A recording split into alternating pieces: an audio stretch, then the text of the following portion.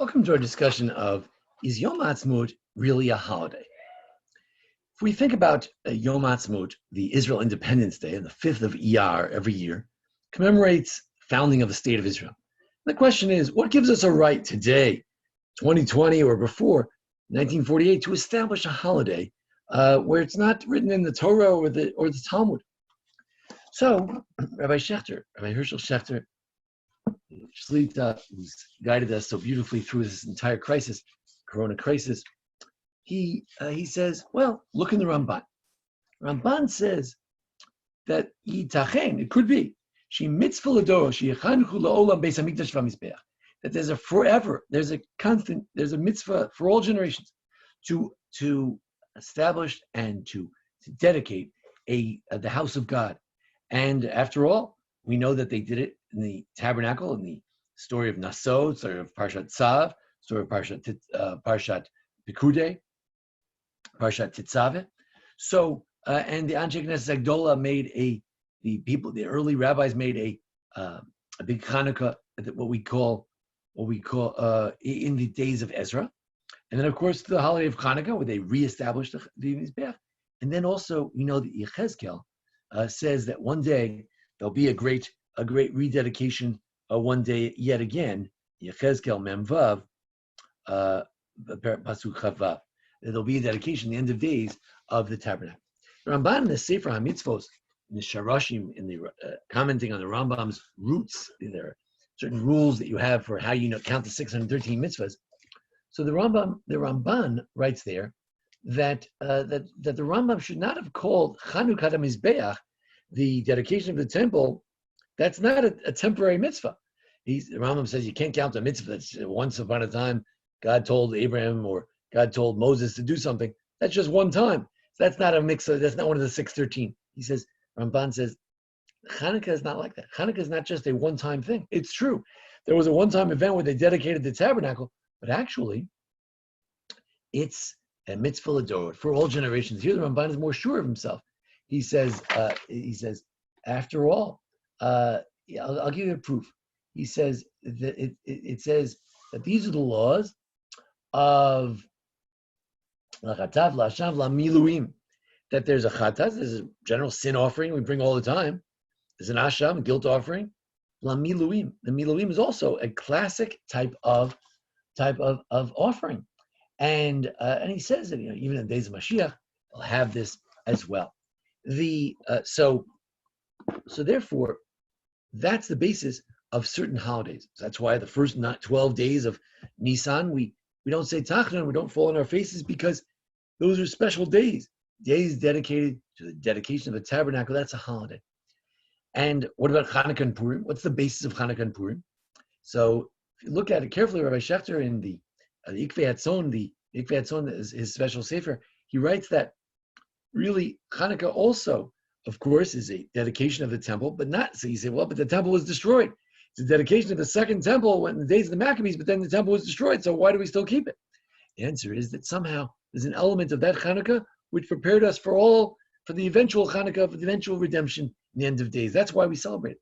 What about Purim? So he says that, midrashically speaking, Purim was a time when Esther got control, and she was able to move the building of the Beit HaMikdash forward. So really, the building of the temple moved forward with her, with Esther, and in that sense, it's also a holiday that commemorates the Aschalta the Gula, the beginning of the redemption of the people of Israel. And therefore, if we ask today, what about Yom Haatzmaut? Rav Schechter said, don't forget, there used to be a lot of holidays that were sort of rabbinic holidays, and what were they? They're called Megillat Ta'anit. It's a funny name. The list of days when you're not allowed to fast, meaning that it's a bit of a holiday. On what basis could they have these holidays? So it says in the Gemara that Zechariah says that all the days that we have now as fast days, like Tisha B'Av, one day there'll be there'll be a great holiday. Holiday? How could Tisha B'Av become a holiday? It's not mentioned in the Torah. Answer is, it's part of Miluim. It's part of dedication of the sanctuary. When you have a sanctuary, you can dedicate it, and that works. So what were all these holidays In the Second Temple period, there was lists and lists every month. They had 2, 3, 4 holidays. Megillah Stani's days when you're not allowed to fast. What were those holidays? Says Rosh Hashanah. There were days when we beat the Sadducees. We convinced them that Pesach is Pesach, and the Omer is counted at that time.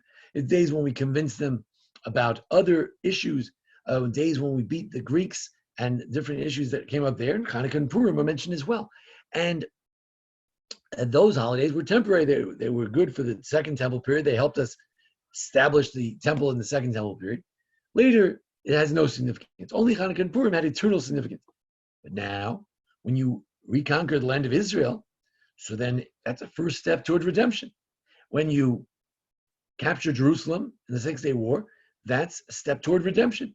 Whether we'll actually land out building the temple as part of this redemption or not, that's anybody's guess. We don't know yet. But it can be the first step toward that redemption. Therefore, it's worthy of being one of these Miluim type of holidays, one of these holidays sanctioned by the Torah, sanctioned, as Ramban explains, for all holidays that help us toward the rebuilding of the Beit HaMikdash. So today is the day when we had the Aschal to the Geula, the beginning of the redemption, that the exile was over, that Jews didn't have to be in exile anymore. You could go back to the land of Israel. From there, eventually we conquer Jerusalem. And from there, we're building Torah in the land of Israel. More and more people are keeping Shabbos, Kashrus, and all of the Torah and mitzvos.